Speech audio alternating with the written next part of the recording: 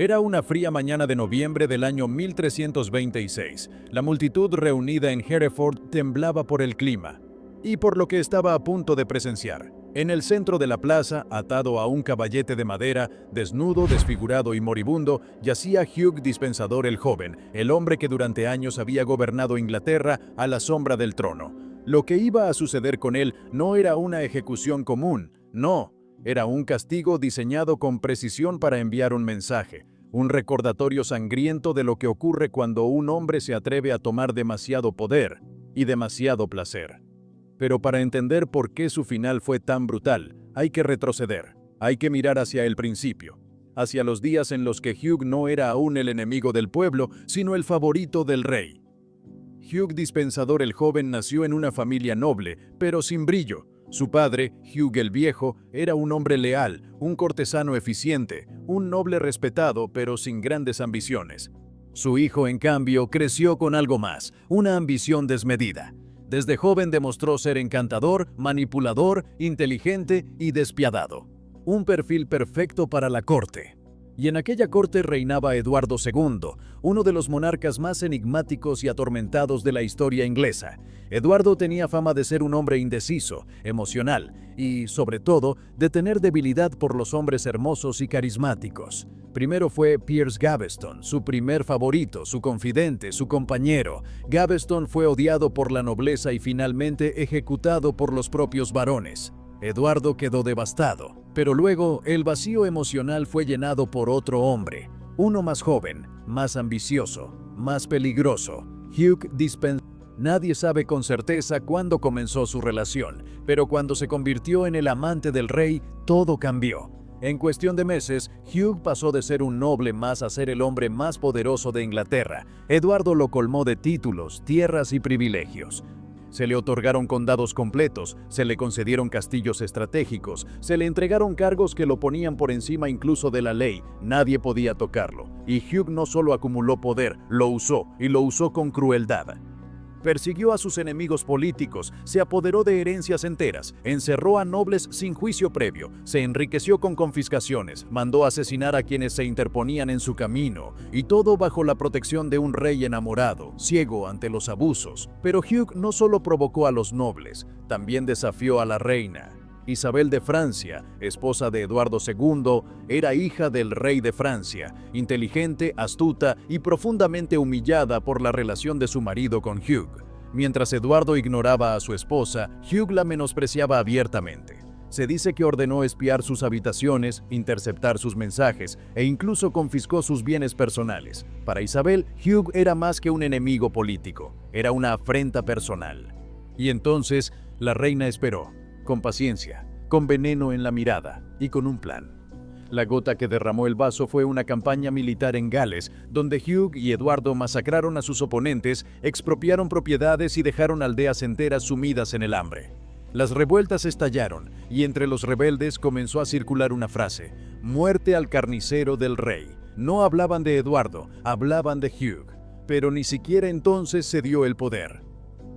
Hugh se volvió más paranoico, ordenó nuevas ejecuciones, cerró el parlamento, se rodeó de una guardia personal, y mientras tanto Eduardo II se alejaba cada vez más de la realidad. Encerrado con su amante, ignoraba el país que se desmoronaba fuera de palacio, hasta que Isabel actuó. En secreto, viajó a Francia con su hijo, el joven Eduardo, heredero del trono. Allí tejió alianzas con nobles exiliados y con un aliado inesperado, Roger Mortimer, un antiguo rebelde que había escapado de prisión y jurado venganza contra Hugh.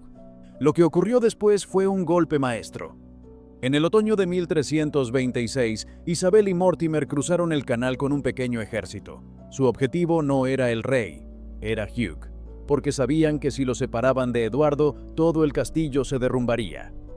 La campaña fue un éxito. Ciudad tras ciudad cayó sin resistencia. Nadie quería defender al rey ni a su amante. Cuando Eduardo y Hugh huyeron hacia Gales, fueron perseguidos como criminales, capturados, humillados y separados para siempre.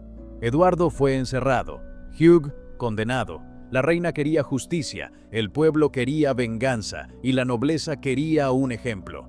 Lo que siguió fue una de las ejecuciones más crueles jamás registradas en la historia de Inglaterra. Hugh fue arrastrado por caballos desde su celda hasta el cadalso. Durante el trayecto, la multitud lo golpeaba, le arrojaba excrementos, le escupía el rostro. Al llegar fue desnudado, atado a una estructura de madera. Su cuerpo estaba cubierto de cortes y hematomas. Y entonces comenzó el castigo. Primero, fue ahorcado parcialmente, lo suficiente para que perdiera el conocimiento, pero sin morir. Luego, fue bajado, reanimado y castrado públicamente. Sus genitales fueron arrojados al fuego mientras el verdugo gritaba: «Esto es por corromper al cuerpo del rey». La multitud rugió, algunos lloraron, otros rieron, pero aún no había terminado.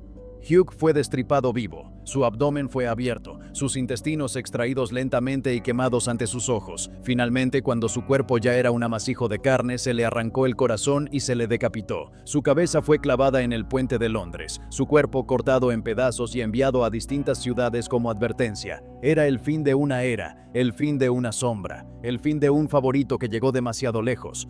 Pero el ascenso de Hugh Dispensador el Joven fue más que una historia de ambición. Fue un espejo, un reflejo brutal de una corte rota, de un rey débil, de una nobleza sangrienta y de una reina que no estaba dispuesta a ceder. Y esto es solo el comienzo. En la próxima parte exploraremos el trasfondo político, el reinado de Eduardo II, el papel de la Iglesia, la sexualidad en la corte y cómo los errores del pasado condenaron a generaciones enteras.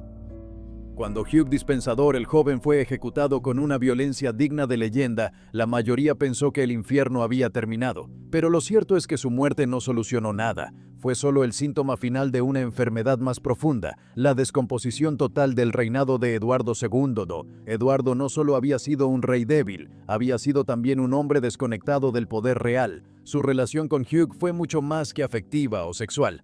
Fue política. Le cedió a él el control, las decisiones, la capacidad de gobernar, y cuando Hugh cayó, Eduardo quedó solo, vulnerable y roto. El pueblo no lo amaba, la nobleza lo despreciaba, y su esposa ya no era su esposa. Isabel de Francia, ahora la heroína de una rebelión popular, se convirtió en la figura central de un nuevo régimen. Pero ese nuevo orden no era tan limpio como se presentaba. Junto a Isabel estaba Roger Mortimer, antiguo enemigo de los Dispensador, que había huido a Francia y luego regresado con ansias de venganza. Era brillante, calculador y ambicioso, y aunque su relación con Isabel nunca fue proclamada públicamente, todos sabían que había algo más que estrategia entre ellos. En menos de un año, Isabel y Mortimer controlaban el reino. El joven Eduardo, hijo del rey destronado, fue proclamado Eduardo III, pero aún era un adolescente, y el verdadero poder lo ejercían su madre y su amante. Eduardo II fue obligado a abdicar. No por votación ni por juicio formal, sino por pura presión. Se le encerró en el castillo de Berkeley, donde pasó sus últimos días en condiciones miserables. Aislado, vigilado, reducido a la sombra de un rey que alguna vez tuvo un imperio en sus manos. Los rumores sobre su muerte comenzaron pronto. Oficialmente, Eduardo II murió en septiembre del año 1327, pero la versión oficial fue cuestionada desde el principio. Algunos decían que había muerto de tristeza, otros que fue asesinado por orden directa de Mortimer. Pero lo que realmente dejó marca fue la leyenda, que Eduardo fue asesinado introduciéndole un hierro al rojo vivo por el recto, un método pensado para no dejar marcas externas, pero causar un dolor atroz. ¿Es cierto? Es difícil saberlo. Los historiadores aún debaten, pero el rumor fue tan poderoso que sobrevivió siglos, porque no se trataba solo de un asesinato. Se trataba de una venganza simbólica, un castigo final por haber amado a un hombre y haber gobernado por medio de ese amor. Y así, con Eduardo muerto y Hugh desmembrado, el trono pasó a Eduardo III. Pero el joven rey no era el títere que todos pensaban. Durante los primeros años de su reinado, Isabel y Mortimer gobernaron con mano firme, se enriquecieron, castigaron a los antiguos aliados de los Dispensador, se aseguraron de borrar cualquier traza del régimen anterior, pero también comenzaron a comportarse como nuevos tiranos. Isabel se otorgó títulos, castillos y tesoros que habían pertenecido a la corona. Mortimer, por su parte, se hizo con el control del ejército y del Consejo Real. El pueblo, que al principio los había recibido como libertadores, empezó a ver en ellos una nueva forma de opresión. Y Eduardo III observaba, aprendía, esperaba. En el año 1330, con apenas 18 años, Eduardo III orquestó un golpe de palacio. con la ayuda de un grupo leal, arrestó a Mortimer en su propia habitación y lo acusó de traición. Fue juzgado rápidamente y ejecutado. En cuanto a Isabel, no fue condenada a muerte, pero fue obligada a retirarse de la vida pública. Pasó el resto de sus días en un convento, en una especie de exilio dorado. Así terminó la regencia más polémica de la historia inglesa, pero la huella de Hugh Dispensador y de Eduardo II seguía viva. Porque su historia no era solo escándalo, era también la historia de un sistema roto, de un rey que no supo reinar, de una nobleza que prefería la guerra civil antes que la pérdida de privilegios, de una iglesia que condenaba el deseo pero cerraba los ojos ante los crímenes del poder. La iglesia de hecho jugó un papel ambiguo durante todo este periodo. Condenaba la relación entre Eduardo y Hugh como pecaminosa, pero al mismo tiempo bendecía guerras, confiscaciones y asesinatos cometidos en nombre del trono. En una sociedad donde el pecado se confundía con la política, la doble moral era la regla. Pero quizá lo más interesante es cómo la figura de Hugh Dispensador ha sido reinterpretada con el tiempo. Durante siglos fue recordado como un villano absoluto, codicioso, cruel, corrupto. Y sin duda lo fue. Pero también fue un hombre que vivió abiertamente como favorito y amante de un rey en una época donde eso era considerado aberrante. Se le puede odiar por sus crímenes, pero no se puede negar su audacia. En un mundo que perseguía la diferencia con fuego y hierro, Hugh se mostró tal cual era, no se escondió, no mintió sobre su lugar en la corte, y eso al final fue lo que lo condenó. Lo que queda claro es que su historia no es solo un capítulo oscuro de la Edad Media. Es una advertencia, una muestra de cómo el poder, el amor, el deseo y la traición se entrelazan de forma peligrosa cuando no hay límites ni conciencia. Y es también una lección sobre las consecuencias, porque no hay historia de ascenso sin su correspondiente caída. Y cuando esa caída se da en un escenario como la Inglaterra medieval, las consecuencias se miden en sangre, fuego y gritos que aún parecen resonar en las piedras de los castillos. Pero aún queda por contar el impacto que dejó esta historia en los siglos siguientes, cómo los Dispensador fueron rehabilitados, cómo la figura de Eduardo II fue reescrita, y cómo los historiadores modernos comenzaron a preguntarse, ¿fue Hugh un villano o solo un hombre que vivió demasiado adelantado a su tiempo? A pesar de su brutal muerte, el nombre de Hugh Dispensador el Joven no desapareció. No fue enterrado con el cuerpo despedazado ni con las cenizas arrojadas al viento. Su historia, sus actos, su huella, sobrevivieron, como una cicatriz política, como un susurro que recorrió castillos, abadías y plazas durante siglos. Porque si algo quedó claro en los años siguientes a su caída, fue que Inglaterra no olvidaba, no podía olvidar. Durante el reinado de Eduardo III, ya en manos propias, se intentó reconstruir la imagen de la monarquía. El joven rey quería marcar distancia de su padre y de todo lo que había representado el desastre político anterior, y durante un tiempo lo logró.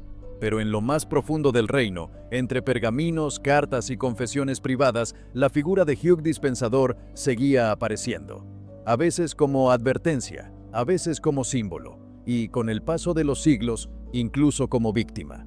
Los cronistas medievales, en su mayoría monjes y clérigos, escribieron sobre él con una mezcla de repulsión y fascinación. Lo describían como un amante pervertido, ladrón real, corruptor de reyes, pero también como un hombre que supo ganarse el corazón de Eduardo II de forma total. Y eso, en una época donde la pasión entre hombres era castigada con la muerte, lo convertía en una figura incómoda. Y no fue el único. Porque en los siglos siguientes, Inglaterra vería repetirse la misma historia bajo nuevas formas. Reyes que confiaban demasiado en un favorito, nobles que se sentían desplazados, revueltas que se gestaban desde el resentimiento. Pero ningún caso igualó la intensidad del vínculo entre Hugh y Eduardo II. A mediados del siglo XIV, los descendientes de la familia Dispensador comenzaron a recuperar parte de sus tierras. Con el tiempo, el apellido dejó de ser maldito. Se volvió a ver en títulos, en registros de herencia, en alianzas matrimoniales. Era como si el reino, lentamente, intentara olvidar lo que había hecho. Pero siempre quedaba la historia, y la historia no olvida. En los siglos XVIII y XIX, cuando Europa comenzó a interesarse por la sexualidad como campo de estudio, el caso de Eduardo II y Hugh Dispensador fue revisitado por escritores, ensayistas y académicos. Algunos lo presentaron como un ejemplo de decadencia real, otros como una historia trágica de amor y poder. y luego en el siglo XX la interpretación cambió de nuevo. Con la llegada de los estudios de género, la historia queer y el revisionismo histórico, la figura de Hugh fue rescatada desde otra perspectiva. Ya no solo como amante, ni solo como villano, sino como símbolo de un deseo condenado por el contexto. Historiadores modernos comenzaron a preguntarse, ¿y si Hugh no fue solo un oportunista? ¿Y si de verdad amaba a Eduardo? ¿Y si su ambición fue alimentada por el único medio que le ofrecía protección? ¿El favor del rey? Después de todo, en la Inglaterra medieval, la corte era el único lugar donde un hombre podía ascender sin sangre real, si sabía jugar bien sus cartas. Y Hugh las jugó, con crueldad, sí, con egoísmo, pero también con una inteligencia feroz. A medida que se desenterraban cartas, registros y crónicas olvidadas, la complejidad del personaje crecía. Y así también crecía la duda. ¿Quién fue realmente Hugh Dispensador el joven? ¿Un tirano? ¿Un amante? ¿Un hombre atrapado en un juego mayor que él? En los últimos años, su figura ha aparecido en novelas históricas, series de televisión y documentales. Algunas lo retratan como el manipulador frío y despiadado que usó el amor del rey como escudo para saquear un país. Otras lo muestran como un joven brillante, atrapado en una corte hipócrita, donde el único camino hacia la seguridad era la sumisión y la audacia. Y quizá ambas cosas sean ciertas, porque al final Hugh representa lo que ocurre cuando el deseo se cruza con el poder, cuando el amor no puede existir en libertad y se convierte en arma, cuando el privilegio se defiende con sangre y termina ahogado por su propio peso. Eduardo II, por su parte, fue también víctima y verdugo, un rey que nunca quiso reinar, que buscó afecto donde debía haber estrategia, que confundió el trono con una habitación privada y que pagó el precio por ello con una corona vacía y una muerte que, hasta hoy, sigue envuelta en misterio y horror. El final de ambos fue una advertencia. En el juego del poder medieval no hay espacio para debilidades, el corazón se entierra, el cuerpo se arma y la lealtad cambia al ritmo del viento. Pero también dejaron algo más, una grieta en el relato oficial. Una historia que aún hoy incomoda, que desafía, que obliga a repensar el pasado más allá de los mitos, porque detrás de cada ejecución pública, de cada ley contra el pecado, de cada trono cubierto de oro, hay personas reales, con miedos, deseos, ambiciones, errores, y el caso de Hugh Dispensador el joven nos obliga a ver eso, a no quedarnos con la versión simplificada, a recordar que incluso el villano tiene historia, y que en una Inglaterra dividida entre la espada y el sermón, entre la devoción y la traición, hubo un hombre que amó a un rey, que lo siguió hasta el final, y que por eso fue arrancado del mundo con una violencia que aún resuena. Quizá la mayor tragedia no fue cómo murió, sino lo poco que el mundo estaba preparado para entender por qué vivió como vivió.